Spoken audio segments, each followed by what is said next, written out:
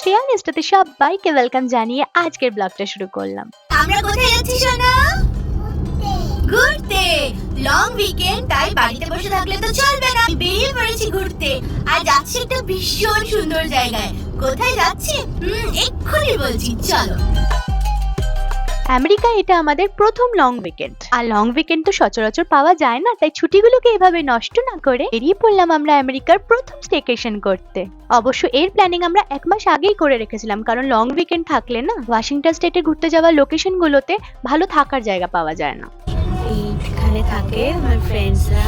আমরা দুই ফ্যামিলি একসাথে ঘুরতে যাচ্ছি, ওদের নিজেদের বাড়ি এখানে। দেখো সোসাইটিটা কি সুন্দর সুন্দর বাড়ি। ও তোমাদের তো বলাই হয়নি আমরা কোথায় ঘুরতে যাচ্ছি। আমরা যাচ্ছি ওয়াশিংটন স্টেটের লেক শেলান ঘুরতে।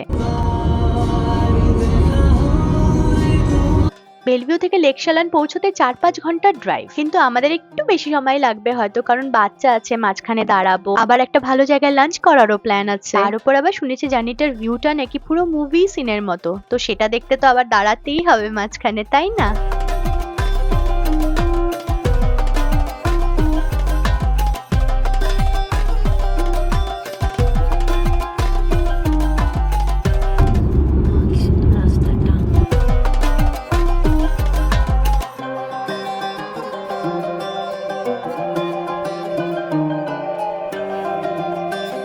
এই জার্নিটার একটা দারুণ জিনিস তোমাদের সাথে শেয়ার করি। যেতে যেতেই না মাঝে মাঝে মাউন্টেন্সের স্নোই পিকস গুলো দেখতে পাচ্ছি, আর পুরো জার্নিটা জুড়েই আমাদের পাশ দিয়ে একটা ফ্লোয়িং রিভার। এত সুন্দর লাগছিল না। সবাই বলে না ওয়াশিংটনের নেচারের সৌন্দর্যটা সবচেয়ে আলাদা, সেটাই যেন চোখের সামনে দেখতে পাচ্ছিলাম।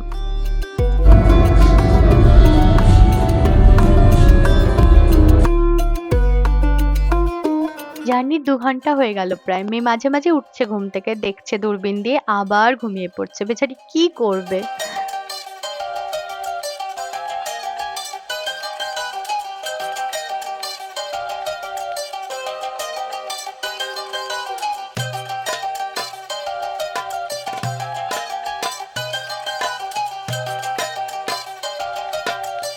সুন্দর সুন্দর ভিউ দেখতে দেখতে আমরা প্রায় জার্নির 60% কভার করে ফেলেছি। এখন আমরা লেভেনওয়ার্থ ক্রস করছি। এই টাউনটা যেন ভীষণ ফেমাস ওদের জার্মান স্টাইল হাউস আর ক্যাফের জন্য। আর ক্রিসমাসের সময় এই টাউনটা নাকি দেখার মতো থাকে, দূর দূরান্ত থেকে মানুষ ঘুরতে আসে শুধু এর সৌন্দর্য দেখার জন্য। আমাদের থেকে তো এতটাই কাছে, ইচ্ছে আছে একটা ক্রিসমাস এখানে কাটানোর। যদি আসি অবশ্যই সেটা তোমাদের সাথেও শেয়ার করব।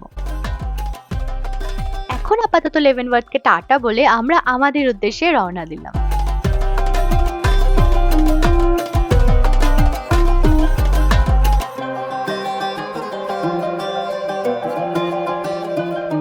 কিছু টুকিটাকি জিনিসের কথা মনে পড়েছে যেটা স্টেকেশনে লাগবে, তাই আমরা চলে এসেছি অগত্যা আমাদের ফেভারিট কস্টকোতে, যেখানে গেলে মোটামুটি সব জিনিস এক ছাদের তলায় পেয়ে যাব। এখন চলে এলাম আমরা লাঞ্চ করতে। আর পারছি না, সবার ব্যাটারি একদম ডাউন। আজকে এসেছি আমরা একটা মেক্সিকান রেস্টুরেন্টে। আমরা নিয়েছিলাম নাচোস, কেসাডিয়া, টাকোস, আরো সঙ্গে টুকটাক জিনিস ছিল। এর মধ্যে কেসাডিয়া আমি আজকে ফার্স্ট ট্রাই করেছি, ভীষণ ইয়াম্মি ছিল খাবারগুলো। আমাদের ডেস্টিনেশন পৌঁছতে আরো কটা বাজে? 8:02। 8:02 পৌঁছবো, 7:11 এখন বাজে। এবার আমরা এয়ারবিএনবিতে যাচ্ছি, যেখানে আমরা আজকে থাকবো। লাঞ্চ করে আবার রওনা দিয়ে দিলাম আমরা লেক শেলানের উদ্দেশ্যে। আর এইবার ভিউটা যেন আরো সুন্দর লাগতে শুরু করলো, জানো সানসেট শুরু হচ্ছে তো, তাই ওই গোল্ডেন আলোটা না পুরো পড়ছে দেখো পাহাড়ের ওপর, আর তার সামনে ওই লেকটা ফ্লো করছে তো, ওর ওই ব্লু কালারের জলটা আর সঙ্গে গোল্ডেন কালারটা এত সুন্দর লাগছিল না। উফ, মনে হচ্ছে তাকিয়ে থাকি। দেখো তোমরা ভিডিওতে কতটা বুঝতে পারছো আমি জানি না, কিন্তু উফ, মনটা ভরে যাচ্ছিল জানো এই ভিউটা দেখে।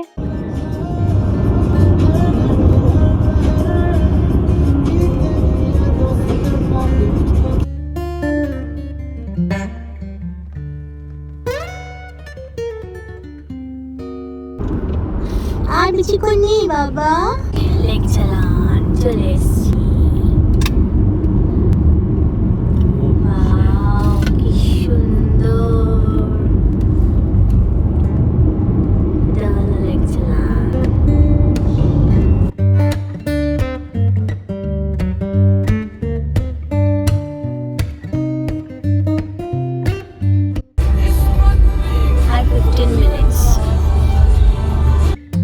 প্রায় আমরা পৌঁছেই গেছি। এই জার্নি ব্লগটা তোমাদের কেমন লাগলো অবশ্যই কমেন্টসে জানিও। ভালো লাগলে লাইকও করো। আমরা দুদিনের ট্রিপে যাচ্ছি, পুরো ট্রিপটাই আমি তোমাদের সাথে শেয়ার করব। তাই আমার সাথে জুড়ে থাকতে হলে আমার চ্যানেলটা অবশ্যই সাবস্ক্রাইব করতে ভুলো না বন্ধুরা। পৌঁছে গেলাম আমরা এয়ারবিএনবিতে। এই দুদিন আমরা এখানেই থাকবো, নেক্সট ব্লগেই জানতে পারবে এর পরে কি হলো। ফাইনালি আমরা পৌঁছলাম ডেস্টিনেশনে। কতক্ষণ লাগলো আদি? তাও আমরা বেরিয়েছি আই থিঙ্ক 7 ঘন্টা। 7 মানে টোটাল? হ্যাঁ 7 ঘন্টা সব মিলিয়ে সব মিলিয়ে 7 ঘন্টা, তার বেশি, মানে লাঞ্চ টাইম সব কিছু খেয়ে। তো দারুণ ছিল, ভিউটা দারুণ ছিল।